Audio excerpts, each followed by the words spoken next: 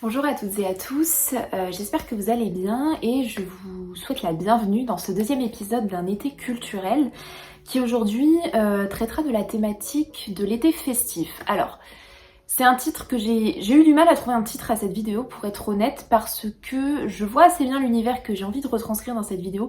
Je trouve pas de terme qui arrive à parfaitement l'illustrer. Donc été festif, ça sera un terme par défaut, mais je vais un peu plus vous expliquer où on va dans cette introduction. L'été, c'est le temps de la fête, souvent, le temps des soirées qui durent assez longtemps, du soleil qui se couche tard, le temps où on peut décompresser, où on peut ne pas travailler, voilà.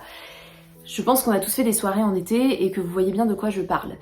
Donc l'été est associé à la fête, mais là où je vous dis que le titre est un peu trompeur, c'est que la fête c'est souvent quelque chose d'assez joyeux et la façon dont je vais le traiter dans cette vidéo, vous verrez, ce qui est festif n'est pas toujours joyeux. Notamment dans les livres dont je vais vous parler, on a cette ambiance festive, cette ambiance un peu mondaine aussi de célébration, de plage, voilà, de grands hôtels, de vie un peu luxueuse. Et en même temps, la fête est toujours un peu gâtée, on va dire. Donc cette vidéo c'est pour celles et ceux pour qui l'été est associé à la fête, mais une fête qui prend un peu un autre sens, on va dire, que la simple célébration et la simple joie, une fête qui cache peut-être des choses un peu plus sombres, une fête qui est aussi un moyen peut-être d'oublier certaines choses, voilà, et aussi pour celles et ceux qui aiment bien se projeter en été dans ces univers festifs, c'est-à-dire ces univers qui sont associés à la plage, parfois un peu au luxe, parfois à la vie, voilà, à la vie mondaine de façon générale. Voilà. Le premier texte dont je voudrais vous parler, c'est Le Soleil se lève aussi d'Ernest Hemingway, qui est un auteur dont j'ai lu 2 textes, dont celui-là, et qui est largement celui que j'ai préféré dans les 2 textes que j'ai lus de lui. Le soleil se lève aussi, c'est un texte qui se passe durant l'entre-deux-guerres et dans lequel on suit un journaliste qui s'appelle Jake Barnes, qui est un journaliste qui vit à Paris. Il y a 2 parties dans l'intrigue, donc la première se situe à Paris et la seconde se situe en Espagne. La première partie à Paris, c'est une partie sur la vie de ces journalistes et de façon générale sur ces vétérans de la Première Guerre mondiale, qui essayent de retrouver le goût de la fête, le goût de la vie après les événements traumatisants qu'ils ont vécus. On apprend notamment que Jake a été, durant la guerre, victime d'une grave blessure qui fait qu'il était émasculé, et c'est quelque chose dont il souffre énormément. Parce que ça ne lui permet pas d'avoir la femme qu'il désire, qui s'appelle Lady Brett et qui est donc mariée à Monsieur Brett, dont j'ai oublié le prénom. Vous me pardonnerez pour ça. Et Jake est donc tourmenté par cet amour qu'il ne peut pas conclure et il est fortement traumatisé par la guerre et a du mal à retrouver le goût de la vie après le traumatisme de la Première Guerre mondiale.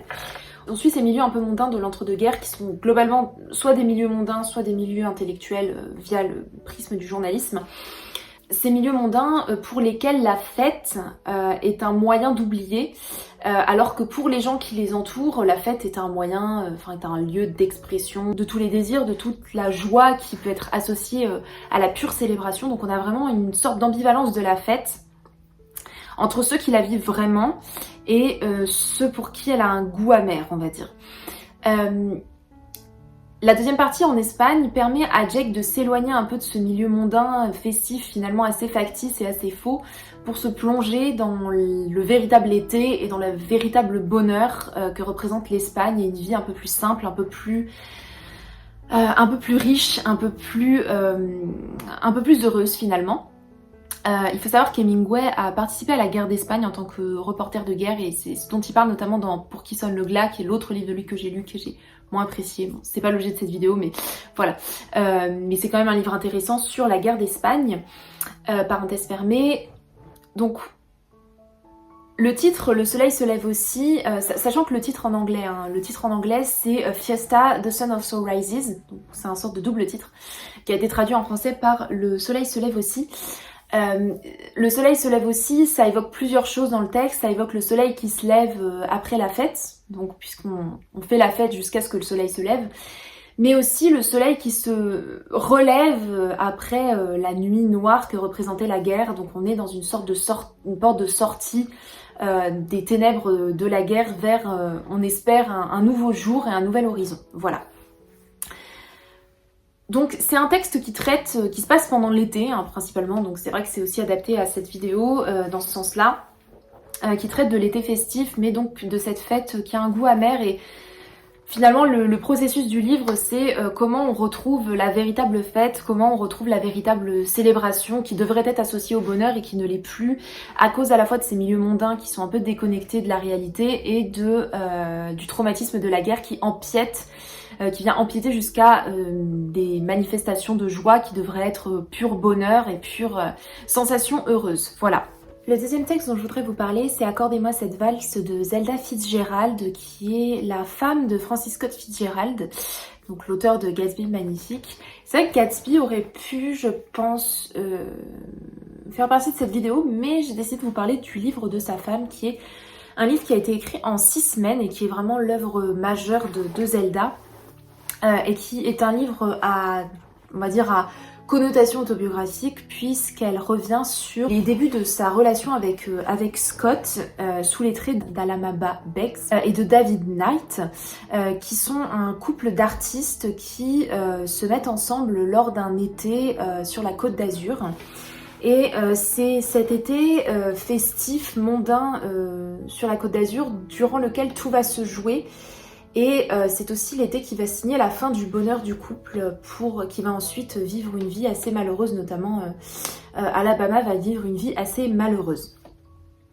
La construction du texte est assez intéressante puisqu'on a toute la première partie qui se situe dans le sud, donc sur la Côte d'Azur, qui est donc qui se passe pendant l'été, donc qui est un temps de fête, un temps de célébration, un temps durant lequel Alabama et David vont vivre pleinement de leur art et vont s'aimer en tant que tels. Et c'est aussi l'été durant lequel leur amour va se briser, sans vouloir vous en dire davantage. Et après cela, ils vont retourner à une vie durant l'automne à Paris, une vie qui va leur sembler beaucoup plus monotone et qui va sembler à Alabama une vie ennuyeuse, une vie terne. Et c'est à partir de là qu'elle essaiera, par la danse, de retrouver goût à la vie, puisqu'elle va se mettre à prendre des cours de danse. Et c'est par ces cours de danse qu'elle va essayer de revivre. Et il faut savoir que Zelda Fitzgerald a elle aussi été danseuse pendant plusieurs années et qu'elle a dû arrêter la danse et que c'est quelque chose qui l'a beaucoup traumatisée, qui l'a beaucoup marquée. On a donc une dichotomie dans ce texte entre l'été, qui est un moment de bonheur, un moment idyllique, un moment de fièvre, un moment de fête, mais qui est aussi un moment, comme toute saison, qui est très éphémère, et l'automne, qui est associé à la ville, qui est associé au malheur, et qui est associé à la fin des réjouissances, à la fin de la fête, finalement. Donc c'est pareil, on est dans un texte durant lequel la fête est très éphémère et ne parvient pas à combler de façon durable un couple et surtout une personne, une femme. Donc c'est un texte qui est aussi chargé de cette fête mélancolique et de ce côté à la fois idéal de l'été, qui est le lieu de tous les bonheurs et de tous les possibles, et le retour à la réalité, le retour après les vacances, qui est pour le coup synonyme de destruction de toutes ces illusions qui ont été construites pendant l'été. C'est un texte qui est assez intéressant et qui est vraiment, qui se construit vraiment autour de cette histoire d'amour très complexe entre Alabama et David, puisque David est aussi quelqu'un qui est déchiré par son art, qui est un artiste tourmenté, et ce rapport très conflictuel qu'il entretient avec la peinture a des conséquences directes sur son bonheur avec Alabama. Et on retrouve aussi cette ambiance assez festive, assez mondaine qu'on retrouvait dans le texte d'Hemingway. C'est pour ça que ce sont deux textes que je rapproche de façon générale, voilà. Donc c'est un texte que je vous conseille si l'été évoque pour vous la fête et aussi voilà, la fête éphémère de façon générale. Troisième texte dont je voudrais vous parler, ce sont cette fois des recueils d'essais d'Albert Camus qui s'intitulent Noces et été. Dans l'édition que j'ai, ce sont deux textes qui sont édités ensemble, hein, ce sont dans l'édition Folio à 2 €. Donc c'est un texte que vous pourrez retrouver de façon assez facile. Noces et été, ce sont des essais qui célèbrent la terre natale de Camus, qui est donc l'Algérie, puisque vous le savez peut-être, vous le savez sûrement, Camus est né et a vécu une bonne partie de sa vie en Algérie, à l'époque où l'Algérie était une colonie française. C'est un pays qu'il adore, hein, c'est un pays qu'on retrouve dans l'étranger, dans La Peste, dans ses textes les plus célèbres. Et ici, dans Noces et dans été, Camus revient sur des lieux de l'Algérie, notamment la mer, la campagne, la ville aussi. Et ce sont des essais qui sont à la fois très contemplatifs, c'est-à-dire qu'on va avoir une description de la nature, de l'ambiance, de l'atmosphère de l'Algérie, et aussi une réflexion sur le bonheur et la condition humaine, le bonheur qui est tiré de cette simple contemplation. C'est pas un texte à proprement parler qui est festif, dans le sens où, au contraire, on est sur un texte qui est extrêmement apaisé, extrêmement calme. On est sur la description d'un été idyllique, mais d'un été très doux, très campagnard, très à l'écart, très isolé. Mais pour moi, c'est aussi la célébration de la fête dans son sens le plus propre, c'est-à-dire que la fête, c'est finalement être festif, c'est pas uniquement, on va dire, boire des cocktails ou aller danser ou faire la fête dans la façon dont on l'entend, c'est aussi célébrer quelque chose qui nous plaît et c'est prendre du plaisir à cette célébration. Et c'est exactement ce qui se passe dans ces essais-là, c'est-à-dire qu'on ressent le bonheur à la simple contemplation de Camus, on ressent la fête, le ton festif finalement de l'auteur qui célèbre des choses assez simples et qui est festif dans cette simple contemplation. Et c'est un texte qui nous montre aussi du coup que faire la fête et être festif l'été, c'est pas uniquement se cantonner à des soirées, à aller boire un verre en terrasse, etc. Que la simple fête, la simple célébration, elle tient aussi dans ces choses qui sont très simples finalement. Cette simple contemplation de la nature, ce simple paysage que nous offre l'été, que nous offre le monde. Et finalement, le bonheur et la fête ne tiennent pas à grand chose, si ce n'est un peu d'air frais, un peu de mer, un peu de sable, etc. Donc c'est vraiment un appel à sortir de chez nous et à aller célébrer la vie dans ce qu'elle a de plus beau, c'est-à-dire dans le monde, dans les étoiles, dans la mer, dans le sable, etc. Voilà. J'ai longtemps hésité pour savoir dans quelle vidéo je placerais ce texte, mais finalement je trouve que c'est un bon écho et un bon contrepoint finalement aux deux textes que je vous ai présentés auparavant. Et si vous vous sentez d'humeur festive, d'humeur joyeuse, c'est un texte que je vous conseille parce que c'est la célébration même de l'été, comme saison de la fête et comme saison de la joie. Je vous parlais ensuite d'une série, d'un film et d'un documentaire, donc pour des contenus audiovisuels, qui traitent de cette thématique de l'été festif. Donc je vais d'abord vous parler de The White Lotus, qui est une série américaine qui comporte 2 saisons. Et les 2 saisons sont des anthologies à peu près, même s'il y a un personnage qu'on retrouve dans les 2 saisons.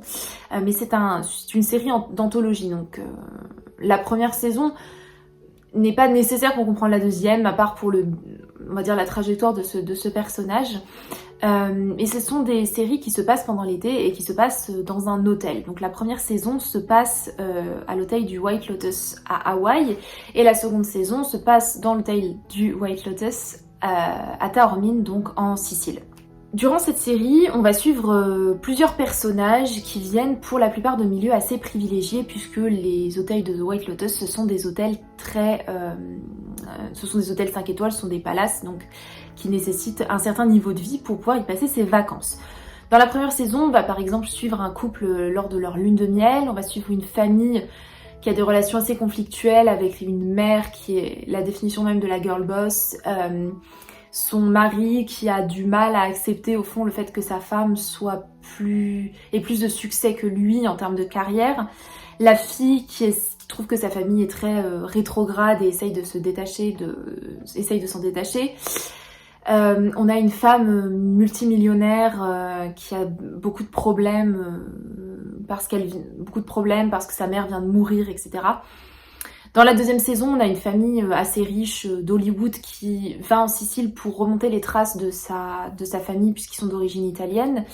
On a aussi 2 couples d'amis qui viennent en vacances et qui ont des problèmes personnels. Donc le premier couple a des problèmes de sexualité, ils ont plus de vie sexuelle. Le second couple, au contraire, a une vie sexuelle très active mais des problèmes d'infidélité. Enfin, je vais pas rentrer dans les détails, mais en fait, The White Lotus, c'est une série qui se passe dans un cadre paradisiaque. qui vous fait un peu rêver. C'est-à-dire que quand on regarde la série, on aimerait nous aussi partir dans des hôtels 5 étoiles, avoir ces vies de millionnaires finalement qui peuvent tout se payer et qui peuvent se payer des vacances dans des endroits paradisiaques. Et en fait, le paradis est peu à peu craquelé par différents éléments, notamment par les problèmes personnels de ces personnes qui ont pour la plupart une vie quand même assez vide et assez creuse, et donc assez déprimante finalement, malgré tout l'argent qu'ils ont. Et puis la plupart aussi sont des personnes finalement, pour beaucoup, assez détestables. Je pense notamment à quelques personnages voilà, qui sont vraiment pas des gens qu'on aimerait avoir dans notre vie. Donc le paradis se craquelle de plein de petites façons. Donc c'est la représentation d'un été festif avec tous les problèmes qui se cachent derrière la fête. Donc c'est un petit peu un jeu des apparences qui est assez intéressant, et c'est une série que je vous conseille vraiment parce que elle suit ce quotidien qui nous fait rêver et qui finalement n'est pas si idéal que ça. Et il y a une sorte de crescendo aussi dans l'intensité de la série, c'est-à-dire que c'est une série qui a un ton assez léger de comédie, et finalement plus on avance, plus on se rend compte qu'on fonce vers quelque chose qui ressemble presque à un thriller. Donc c'est assez intéressant la façon dont les saisons sont construites. Voilà, donc c'est une série que je vous recommande vraiment et qui, à mon avis, rentre bien dans cette thématique d'été festif, d'été mondain, d'été à la plage sympa, mais qui cache quelque chose de pas net, on va dire. Dans la même thématique, un film qui est sorti l'année dernière et que j'avais beaucoup aimé, dont je vous ai parlé dans ma vidéo des meilleurs films, séries et podcasts de 2022, c'est Knives Out Glass Onion, qui est donc le deuxième volet de la série des films Knives Out, à couteau tiré en français. Donc le premier film se passait dans la campagne anglaise, dans une vieille famille, avec un vieil écrivain, et la deuxième saison se passe juste après le premier confinement en 2020, dans une maison paradisiaque qui appartient à un homme très riche qui est une caricature d'Elon Musk. Donc c'est un film qui se passe dans un cadre paradisiaque de vacances, encore une fois, donc dans une grande villa, avec de la plage, sur une île privée, avec des personnalités, avec des personnages qui sont tous des personnages qui sont très riches, qui ont beaucoup de moyens, qui se fichent complètement de la pandémie, qui en ont rien à faire que le Covid soit toujours là, qui vont quand même vivre leur vie de leur côté, faire leur petite célébration, leur petite fête. Et durant la fête, justement, dans cette grande villa, un meurtre est commis. Et le détective Benoît Blanc, qui a été invité par erreur, ou pas, à cette célébration, devra résoudre l'enquête. Voilà. Donc c'est une sorte de murder and mystery, si vous voulez, avec un meurtre dans cette villa paradisiaque. Et c'est aussi un film qui sert de critique assez légère de ces multimillionnaires pour qui finalement la pandémie n'a pas vraiment été game changing, c'est-à-dire que c'est pas du tout quelque chose qui les a autant affectés que le commun des mortels, qui ont dû être confinés, qui ont dû faire beaucoup d'efforts. Eux ont pu continuer à vivre leur vie tranquille finalement, et c'est un peu une critique aussi amusée de cette sorte de toute-puissance de ces ultra riches qui peuvent se permettre un petit peu de faire ce qu'ils ont envie, alors que la plupart des gens doivent faire des sacrifices parfois très douloureux.